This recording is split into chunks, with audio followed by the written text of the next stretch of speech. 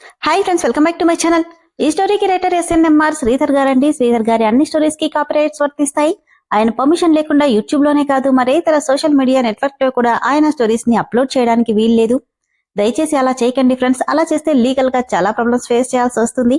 అలానే ఈ స్టోరీస్ చదువుతున్న వాళ్ళైనా వింటున్న వాళ్ళైనా మీరు మరే ఛానల్లోనైనా శ్రీధర్ గారి స్టోరీస్ ని చూసినట్లయితే వెంటనే నాకు కామెంట్ బాక్స్ లో మెసేజ్ చేయండి. ఇది పూర్తిగా శ్రీధర్ గారి ఛానల్ అండి. కేవలం ఆయన స్టోరీస్ మాత్రమే ఇందులో ఉంటాయి. కానీ కొంతమంది పేర్లు మార్చి వేరే ఛానల్స్ లో ఆయన స్టోరీస్ ని అప్లోడ్ చేస్తున్నారు. మీరలా చూసినట్లయితే నాకు మెసేజ్ చేయండి. ఇక లేట్ చేయకుండా వీడియోలోకి వెళ్ళిపోదాం ఫ్రెండ్స్. ఎస్ఎన్ఎంఆర్ శ్రీధర్ గారు రాసినటువంటి మనోభిరాముడు 122వ భాగం. లెటర్ చదివిన అభి ప్లేస్ లో ఎలాంటి ఎక్స్ప్లెనేషన్ లేదు. నవ్వు, కోపం, ఆవేశం, బాధ ఏమీ కనబడట్లేదు. రేయ్, ఏంట్రా ఇంకా అక్కడే ఉన్నావు అని ప్రమోద్ పిలవడంతో వస్తున్నా అంటూ వాళ్లతో పాటు జాయిన్ అయ్యాడు. ఏం రాసిందిరా మా చెల్లి? మీరెంత చిన్నప్పటి ఫ్రెండ్ అయినా అవి సీక్రెట్ సార్, మనం అడగకూడదు అని మూర్తి అంటే, ఏరా అంతేనా?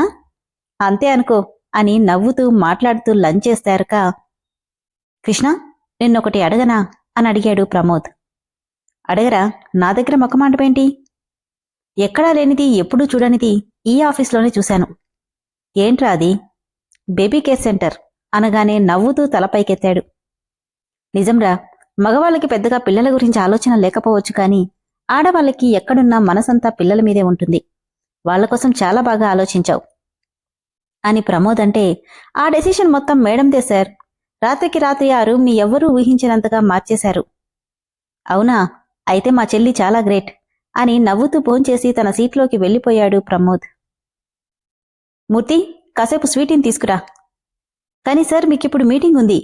నాకు తెలుసు, చెప్పింది చెయ్యి అనడంతో తను ఫస్ట్ చూసిన చిన్న పాపని తీసుకొచ్చాడు మూర్తి.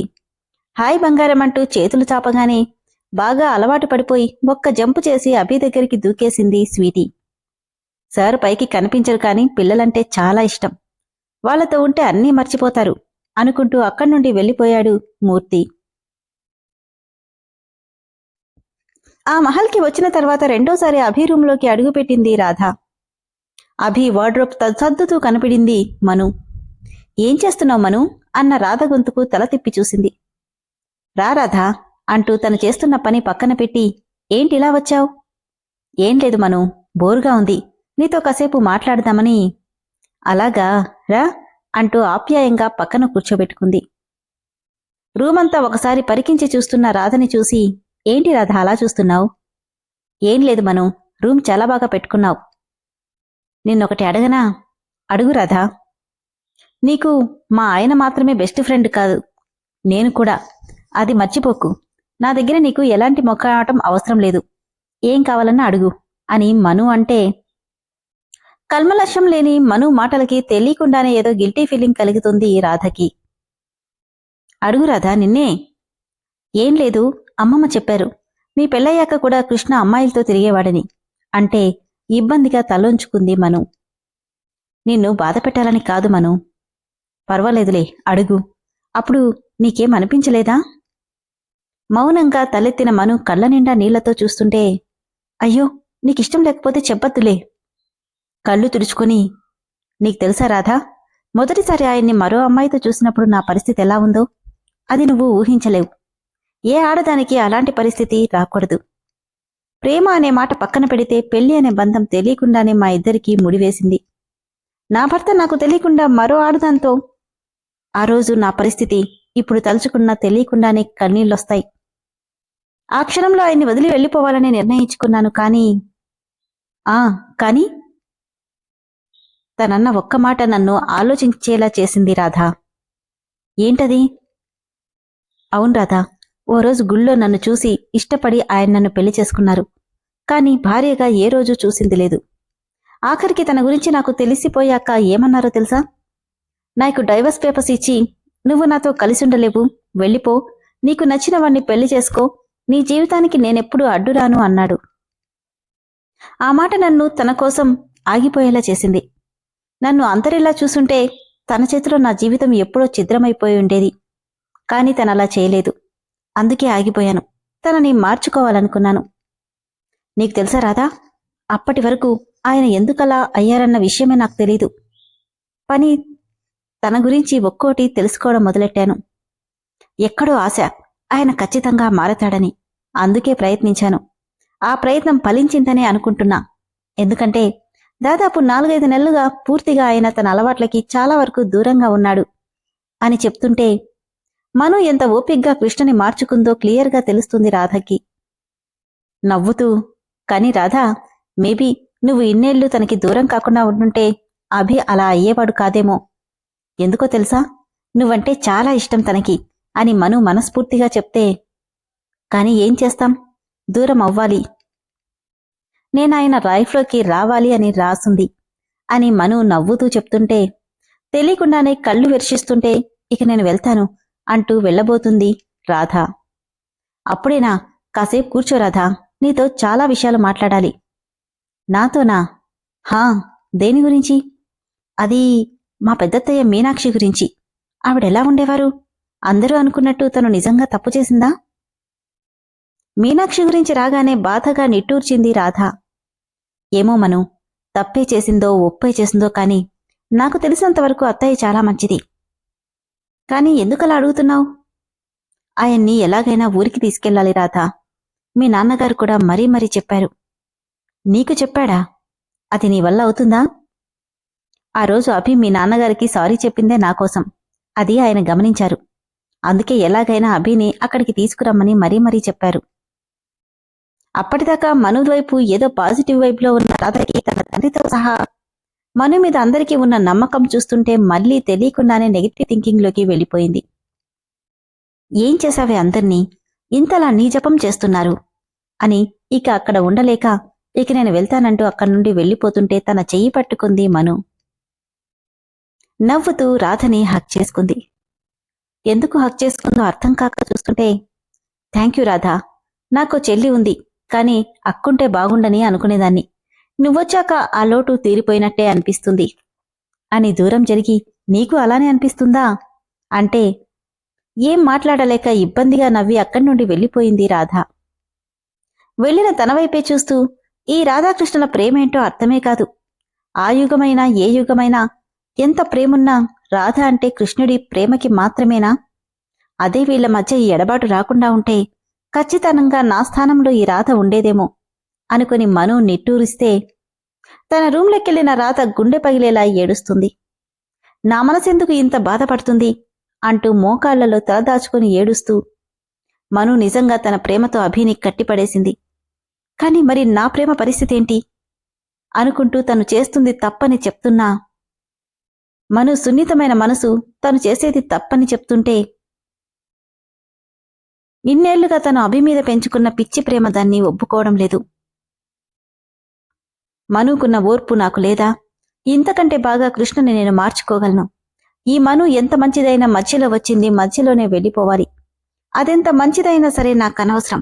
నా కృష్ణకి నాకు మధ్యలో వస్తే చంపడానికి కూడా నేను వెనకాడనని అంతలోనే అభి మీద తను పెంచుకున్న పిచ్చి ప్రేమ తన మనసులో మను మీదున్న మంచి అభిప్రాయాన్ని తుడిచిపెట్టేలా చేస్తుంది.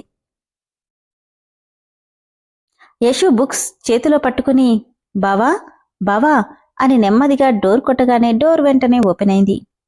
ఇదేంటి, బావ డోర్ వేసుకోలేదా అనుకుంటూ లోపలికి రాగానే సోఫాలో కూర్చుని ల్యాప్టాప్లో ఏదో వర్క్ చేసుకుంటూ, వచ్చావా, నువ్వెటు వస్తావని నీకోసమే డోర్ కూడా వేయలేదు అన్నాడు రామ్. ఫేక్ నవ్వు నవ్వి, యువర్ టూ ఇంటెలిజెంట్ బావా. గుడ్లూరిమి చూస్తే ఎందుకంత కోపం? ఇప్పుడు నేనేమన్నానని? నాకోటి తెలియక అడుగుతాను, నువ్వు నన్నెందుకు ఇలా జిడ్డులా పట్టుకున్నావు? ఎందుకో నీకు తెలీదా బావా? తెలుస్తుంది, అందుకే నిన్న అంత క్లియర్గా చెప్పాను. అయినా నీ బుద్ధి మాత్రం మార్చుకోవట్లేదు. నేనంతే బావా, ఒకటి కావాలి అనుకుంటే దాన్ని సాధించే వరకు నా బుద్ధి మార్చుకోను. నువ్వు కావాలనుకునేది ఎప్పటికీ అందందే కాదు, నీకు ఏ మాత్రం సెట్ కానిది. నవ్వి, రైలు పళ్ళకు ఎప్పుడు సెట్ అవ్వవు బావా, కానీ రెండిట్లో ఏది లేకపోయినా రైలు ముందుకు పోదు. కోపంగా, నీ చెత్త లాజిక్లు చెప్పి నాకు మెంటల్ తెప్పించకు యశు. అతని కాళ్ల దగ్గర కూర్చుని బుక్స్ ఓపెన్ చేస్తూ, నేనేమన్నాను బావా, చదువుకుందామని నేనొస్తే ఈ టాపిక్ తెచ్చింది నువ్వే కదా. చూడు, నువ్వు చదువుకోవాలంటే ఇక్కడ చాలా రూమ్స్ ఉన్నాయి. ఉన్నాయి కానీ అక్కడ నాతో ఎప్పుడూ పోట్లాడే మా చిన్నబాబా ఉండడు. యశు, నువ్వు నైట్ అంతా నాతోనే ఉంటున్నావు. ఫ్యూచర్లో నీకిది మంచిది కాదు, అర్థమవుతుందా? నా ఫ్యూచర్ నా కళ్ళ ముందు కనిపిస్తుంది. నో ప్రాబ్లం బావా. విసుగ్గా, ఏ ధైర్యంతో నాతో ఉంటున్నావు యశు? నేను నిన్నేమైనా చేస్తే అని కోపంగా అడిగాడు రామ్. నవ్వుతూ రామ్ తొడమీద చేయిపెట్టి, అలా చేసినా బాగుండు. మా అక్కకి తోడికోడలిగా ఇక్కడే ఉండిపోయేదాన్ని అంటే కోపంగా, యశు, చిన్నపిల్ల కదా అని ఊరుకుంటుంటే మరీ మితిమీరిపోతున్నావు. నేను నువ్వనుకున్నంత మంచివాణ్ణి కాదు. అవును, నేననుకునేదానికంటే చాలా మంచివాడివి అని ఎవరు చెప్పారు? తల బెండ్ చేసి తన వైపు చూస్తూ, ఒకరు చెప్పాలా? నేనిలా ఒంటరిగా నీతో ఉండి ఇలానే ఫ్లోర్ మీద పడుకుంటుంటే తిట్టుకుంటున్నా నాకు బెడ్షీట్ కప్పి కనీసం నా వైపు కూడా చూడకుండా అటువైపు తిరిగి పడుకునే నా బావేంటో నాకు తెలీదా అని యశు ఓరగా చూస్తూ అంటే తన వైపు చూసి ఇంకేం మాట్లాడలేక అసహనంగా తల పక్కకి తిప్పుకున్నాడు రామ్. సర్లే, ఇదంతా వదిలే. ఇప్పుడు చదువుకునే టైం. ఇదిగో నాకిది అర్థం కావట్లేదు. అత్తయ్యని అడిగితే మీ చిన్నబావ అర్థమాటిక్స్లో టాపర్ అని చెప్పింది. నాకు కొంచెం ఎక్స్ప్లెయిన్ చేయి బావా అంటూ బుక్కు చేతిలో పెట్టగానే వదిలించుకోలేని జిడ్డులా తగులుకున్నావు కదే అని తిట్టుకున్నాడు రామ్. మనసులో తిట్టుకోకు బావా, అది నీకే బెడిసి కొడుతుంది. అయినా నువ్వు కోపంలో ఉన్నప్పుడు భలే క్యూట్గా ఉంటావు తెలుసా. నిన్ను అంటూ కొట్టడానికి చెయ్యెత్తగానే ఆ అని నవ్వుతూ బుక్క అడ్డం పెట్టుకుంది యశు. ఏంటిది, ఇతనింకా రాలేదు అనుకుంటూ ఎదురు చూస్తున్న మనుకి అప్పుడే అభి కార్ లోపలికి రావడంతో నవ్వుతూ ఎదురెళ్ళింది. ఇంటికొచ్చిన అభి మనుతో ఒక్క మాట కూడా మాట్లాడలేదు. సైలెంట్గా తన పని తను చేసుకెళ్తుంటే, ఏమైందభి, ఎందుకలా ఉన్నావు? ఏం లేదు, బానే ఉన్నాను. డిన్నర్? వద్దు, తినాలనలేదు. అది కాదభి, వద్దన్నానా అని చెప్పి ఫ్రెష్ అవడానికి వెళ్ళిపోయాడు. ఇదంతా మొబైల్ చూసుకుంటూ గమనిస్తున్న రాధ మనసులో నా లెటర్ బాగానే పనిచేసినట్టుంది అని నవ్వుకుంటుంటే, ఇదేంటి అభికి సారీ చెప్పినా ఇలానే ఉన్నాడు అని దిగాలుగా అక్కడి నుండి వెళ్ళిపోయింది మను. బెడ్ మీద పడుకుని ఏదో ఇంగ్లీష్ బుక్ పట్టుకున్న అభిని చూస్తూ, ఏమైందభి, అలా ఉన్నావేంటి? ఎలా ఉన్నాను? ఇంకా నా మీద కోపం తగ్గలేదా? నువ్వేంటి నాతో మాట్లాడుతున్నావు? నేనింకా నీ కాళ్ళు పట్టుకోలేదు కదా. కాళ్ళు పట్టుకోవడమేంటి అనుకుని, నువ్వేం మాట్లాడుతున్నావు అభి? పళ్ళు పీకబట్టి నటించకు. ఈ మధ్య నీకు నేనేం అనట్లేదని బాగా ఎక్కువైంది కదా. మూతి ముడుచుకుని, ఎందుకనట్లేదు? పొద్దున కూడా అందరి ముందు నన్ను తిట్టి వెళ్ళావుగా. ఏంటి నోరులేస్తుంది? తమరికి ఊరికే కోపం వస్తుందిగా. నాకెటూ అది రాదు, అందుకే నోరులేస్తుంది. విస్సురుగా తన చేయి పట్టుకుని మీదకి లాక్కోవడంతో తన ఒళ్ళో పడింది మను. నవ్వుతూ, ఏంటి, ఈ లెటర్కి నేను కరిగిపోయి నీ కాలు పట్టుకుంటాననుకున్నావా? నేనేం అలా అనుకోలేదు అని లేవబోతుంటే, లేవకుండా ఆమెను ఒళ్ళో కూర్చోబెట్టుకుని, నువ్వేంటో నాకు తెలీదా? నేను కోపంగా ఉన్నానని అలిగి నీ ఇష్టమొచ్చినట్టు లెటర్ రాస్తే నేనొచ్చి బుజ్జగించి బతిమలాడతాననుకున్నావా? నేనేం అలా అనుకోలేదు. అయినా నీకు ఆర్డర్ వేయడం తప్ప అడగడం చేత కాదని నాకు బాగా తెలుసు కదా. తన చేతులు అలానే వెనక్కి మడిచి పట్టుకుని, కదా, మరలాంటప్పుడు ఎందుకిలా అడ్డదిడ్డంగా లెటర్ రాశావు? తను రాసిన దాని గురించే అంటున్నాడనుకుని నేనేం తప్పుగా రాయలేదే. అందరి ముందు నన్ను తిట్టేశావు, అందుకే నీ కోపం తగ్గాలని అలా రాశాను. చెయ్యొదులబి, నొప్పి పుడుతుంది. నువ్వు రాసిన లెటర్కి ఇది పనిష్మెంట్ అంటూనే తనని బెడ్ మీదకి తోసేసి తన 2 చేతులు బెడ్కి అదిమి పట్టుకున్నాడు అభి. ఏయ్, ఏం చేస్తున్నావు? వదులు అంటూ లేవబోతుంటే, నీ కాళ్ళు పట్టుకోవాలిగా, లేదంటే నేను హెరాస్ చేస్తున్నానని అందరికీ చెప్తావు కదా. అబ్బా అభి, ఈ కాళ్ల గోలేంటి? వదులు. నో వే, కాళ్లేగా, తప్పకుండా పట్టుకుంటా. లేచావంటే నీ కాళ్ళు విరగ్గొడతా, జాగ్రత్త అంటూనే తన చేతులు వదిలేయడంతో నోటి మీద చెయ్యేసుకుంది మను. నవ్వుతూ, గుడ్, అలానే ఉండు. ఇంతకీ నీ కాళ్ళు ఎక్కడ పట్టుకోవాలి? మోకాళ్ళా, అరికాళ్ళా? ఈ కాళ్ల గోలేంటో అర్థం కాక దిక్కులు చూస్తుంది మను. తన నుదుటి మీద నుండి చూపుడు వేలితో రాస్తూ పెదవుల దగ్గరికి రాగానే అందంగా ఉన్న వాటిని వేలితో తడుముతుంటే గుటకలు మింగుతూ చూస్తూ ఆ వేలిని నోట్లో పెట్టుకోబోయేసరికి నీకంత సీన్ లేదు అంటూ పక్కకి తీసేశాడు అభిరామ్. అధరాలను దాటి శంఖంలా ఉన్న మెడని చేరిన అతని చెయ్యి అక్కడి నుండి కిందికి దిగుతుంటే చెయ్యి పట్టుకొని వద్దన్నట్టు తలాడించింది మను. నవ్వుతూ తనకి ఆపోజిట్గా తన నడుం దగ్గర మోచేతి మీద పడుకొని ట్రాన్స్పరెంట్ శారీలో కనిపిస్తున్న నడుమంపుని చూస్తూ గాలికి రెపరెపలాడుతున్న చీరని నెమ్మదిగా పక్కకి జరపబోయాడు. ఏం చేస్తున్నావు? నాకు భయంగా ఉంది అని మను లేవబోతుంటే, ఇప్పుడు కదిలావంటే నేను నీకిచ్చిన ప్రామిస్ని ఇక్కడే బ్రేక్ చేస్తా అనడంతో సైలెంట్గా అయిపోయింది. నెమ్మదిగా చీరని పక్కకు తప్పించి నడుమంపులో చేత్తో తడుముతూ సరిగమలు పలికిస్తుంటే తెలియని మైకం కమ్మేస్తూ మగతగా కళ్ళు మూసుకుంది మను. మెల్లిగా ఉఫ్ అంటూ ఎయిర్ బ్లో చేయగానే తన మీసాలు చేస్తున్న గిలిగింతలకి శరీరం వశం తప్పుతుంటే అభి షర్ట్ని గట్టిగా పట్టుకుంది మను. తనని చూసి నవ్వుకొని నడుం నుండి చేత్తో తడుముతూ కాళ్ల దగ్గర చేరిపోయాడు అభిరామ్. నీ కాళ్ళు పట్టుకోవాలా? కాళ్ళు పట్టుకుంటా అనుకుని చిటికిన వేలితో అరికాళ్ల మీద గిలిగింతలు పెట్టి తన కాలి బొటిన వేలని నోట్లో పెట్టుకుని కొరికేయగానే అప్పటిదాకా ఉన్న మోహావేశమంతా వదిలిపోవడంతో చిన్నగా కేకేసి కాలిని గట్టిగా వెనక్కి లాక్కుంటున్నా తను వదల్లేదు. కాలు పట్టుకున్నావు కదా, పట్టుకోవడమేం కర్మ, చూడు ఏం చేస్తాను అని మళ్లీ కొరకబోతుంటే ఏయ్ వద్దు అంటూ అభి చేతులు చేస్తున్న గిలిగింతలకి మెలికలు తిరుగుతూ కిలకిలా నవ్వుతుంది మను. వీళ్ల మధ్య గొడవ ఎలా ఉందో చూద్దామని వీళ్ల రూమ్కొచ్చిన రాధ కిలకిలమంటూ వినిపిస్తున్న మను నవ్వులకి నిర్ఘాంతపోయి అక్కడే నిలబడిపోయింది. అభి ప్లీజ్ అభి వదులు, నాకేదోలా ఉంది అంటుంటే ఎలా ఉందో చెప్పు, అలానే ప్రొసీడ్ అయిపోతానంటూ తన పని తను చేసుకుపోతున్నాడు అభిరామ్. ఈ మాటల్ని వింటున్న రాధ గట్టిగా చెవులు మూసుకుంది. కాళ్ళని అటూ ఇటూ ఆడిస్తూ వెనక్కి అది కాస్త అందంగా అభి చెంపని ముద్దాడ్డంతో ఉలిక్కిపడింది మను. అయ్యో అంటూ పైకి లేచి సారీ అభి అంటూ చెంప మీద చేత్తో తడుముతుంటే కళ్లల్లో నీళ్లొచ్చేశాయి. తన మొహాన్ని చేతుల్లోకి తీసుకుని ఎందుకు ఏడుస్తున్నావు? నేను చూసుకోలేదభి, నా కాలు నిన్ను. పిచ్చిదానా, ఆడదాంతో తన్నించుకోవడం కృష్ణుడంతటి వాడికే తప్పలేదు, ఇక ఈ కృష్ణుడెంత అంటూ కళ్ళు తుడుస్తుంటే ఐమ్ సో సారీ అభి అంటూ గట్టిగా చుట్టుకుపోయింది.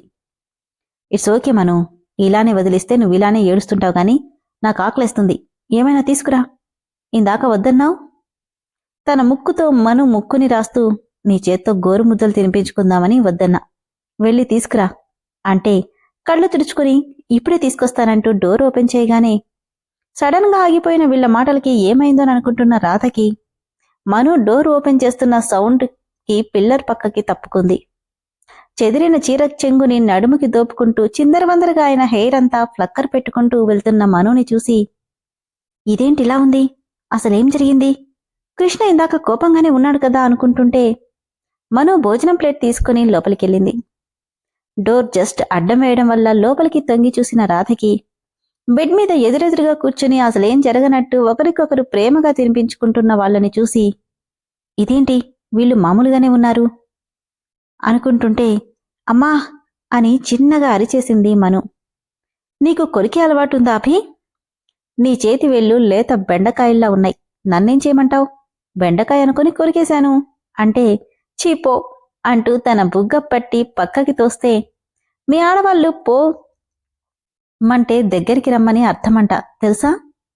పో అభి అంటూ బ్లష్ అవుతుంటే వాళ్ళనలా చూడలేక తను మార్చిన లెటర్ ఇంచు కూడా వాళ్ళని దూరం చేయకపోగా ఇంకా దగ్గర చేసిందని అర్థమవడంతో ఫాస్ట్గా అక్కడి నుండి వెళ్ళిపోయింది రాధ. విన్నారు కదా ఫ్రెండ్స్, రాధ రాసిన లెటర్ తిరిగి తిరిగి వాళ్ళని మరి కాస్త దగ్గరికి చేసింది. వాళ్ళని విడదీయడం అంత తేలిక, ఎందుకంటే టైటిల్ పేర్సేవాళ్ళు కదా మనోభిరాముడు అని. ఒకవైపు రామ్, మరోవైపు రాధ ఎన్ని ప్లాన్స్ వేసినా వాళ్ళిద్దరూ దగ్గరవుతారే తప్పించి దూరం కారు. మరి తదుపరి ఎపిసోడ్స్లో ఏం జరుగుతుందో నెక్స్ట్ ఎపిసోడ్లో తెలుసుకుందాం. అలానే ఫ్రెండ్స్, ఈ స్టోరీ అయితే మెంబర్షిప్లో ఉంది. స్టోరీ నచ్చిన వాళ్ళు దయచేసి మెంబర్షిప్లో జాయిన్ అవ్వండి. Thank you.